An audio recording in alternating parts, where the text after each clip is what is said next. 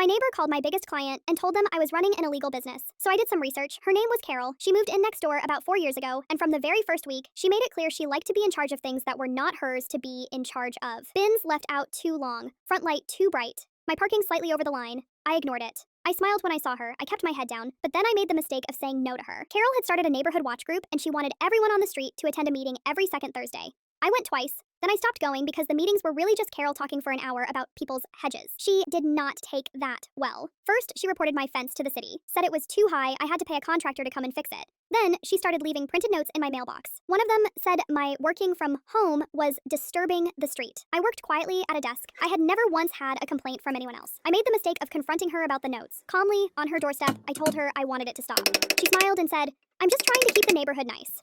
2 weeks later, my phone rang. It was my main client, a corporate consulting firm I had worked with for over a year. They told me they had received a call from a neighbor claiming I was under investigation for operating an illegal business from a residential address. None of it was true, but they had a morality clause. They dropped me by email that same afternoon. I lost my biggest contract overnight. 7 months of work, just gone. I sat at my kitchen table that night and I did not cry. I just thought very carefully. Then I opened my laptop and started reading county building records. Carol had done a lot of work on her property over the years. A garden shed, a pergola, an extended driveway. All of it very neat, very proud. None of it had permits. The shed was built inside a protected drainage easement. The pergola was 4 feet past the legal rear setback, and the driveway had been poured directly over a gas line access point, which is not just illegal, it is a safety violation. I filed anonymous reports with the city. Photographs, measurements, and the exact code numbers for every single violation. 3 weeks later, 2 city inspectors walked her property. Carol followed them around with her arms crossed, her voice getting louder and louder. The shed came down, the pergola came down, the driveway was flagged, and she was handed a fine just over $8,000. She listed the house 2 months later. On moving day, she walked past carrying a box. She looked at me, standing on my porch. I waved. She kept walking. All I did was say no to a Thursday meeting. Imagine if I had said yes.